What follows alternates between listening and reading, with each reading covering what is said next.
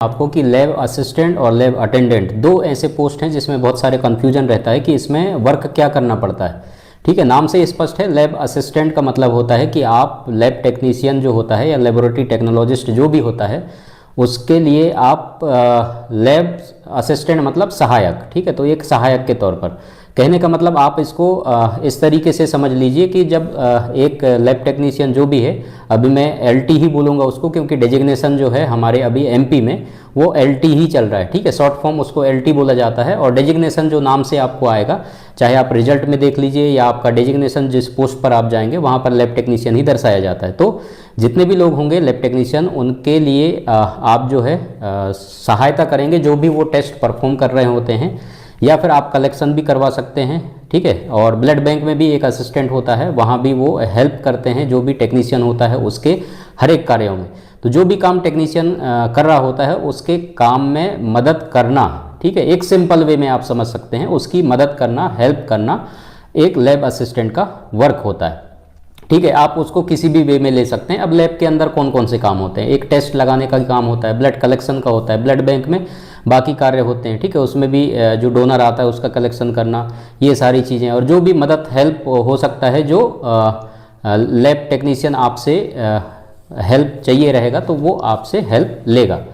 ठीक है, तो ये काम जो है, और बाकी एएनसी का टेस्ट भी आप परफॉर्म कर सकते हैं, वो आपके टैलेंट के ऊपर है, वो आप आसानी से कर सकते हैं। बाकी आपको सिंपल वे में यही समझना है कि जो भी लैब टेक्नीशियन होता है लैब के अंदर जो भी काम वो कर रहा होता है, चाहे टेस्ट परफॉर्म करना, बाकी चीज़ें कोई भी काम, तो उसका आपको सहायता करना है या हेल्प करना है, एक लैब असिस्टेंट का काम होता है। अब लैब अटेंडेंट पे आते हैं कि लैब अटेंडेंट का काम होता है। ठीक है, अटेंडेंट नाम से आपको समझ में आ रहा होगा, अटेंडर जो भी होते हैं, अटेंडेंट होते हैं, उनका काम जो होता है लैब के अंदर सारे चीज़ों का अरेंजमेंट को प्रॉपर तरीके से व्यवस्थित करना, लैब के सारी चीज़ों को, वो लैब अटेंडेंट का काम होता है। ठीक है, प्रॉपर तरीके से सारी मशीनें हैं, साफ़ सफाई है, अच्छे से नहीं है, ये सारा कुछ, टेस्ट ट्यूब हो गया, पिपेट हो गया, ये सारी चीज़ों का जो है देख रेख करना उनका।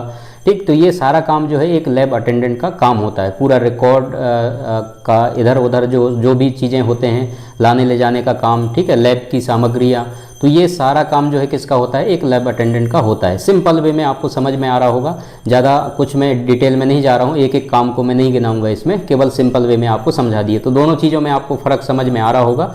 ठीक है, तो जो टेस्ट वगैरह परफॉर्म करते हैं उसमें लैब अटेंडेंट का कोई रोल नहीं होता है, वो केवल जो भी सामग्रियाँ लैब के अंदर होते हैं और जो बिल्डिंग स्ट्रक्चर होता है लैब के अंदर, वो सारा अरेंजमेंट, देख रेख करना, ठीक है, उनकी रख रखाव करना, ये सारा काम जो है एक लैब अटेंडेंट का होता है। ठीक है, पूरा अरेंजमेंट का काम, हर एक चीज़ों को, व्यवस्थाओं को देखना, व्यवस्थित करना, उन चीज़ों को जो है पूरा लैब अटेंडेंट का काम होता है। जो भी लैब टेक्नीशियन, लैब असिस्टेंट को सामग्री चाहिए और जो कुछ भी चाहिए उनको, वो सारा कुछ जो है लैब अटेंडेंट का काम होता है, वो चीज़ें प्रोवाइड करना, वहाँ पर व्यवस्थित तरीके से उन सारी चीज़ों को करना।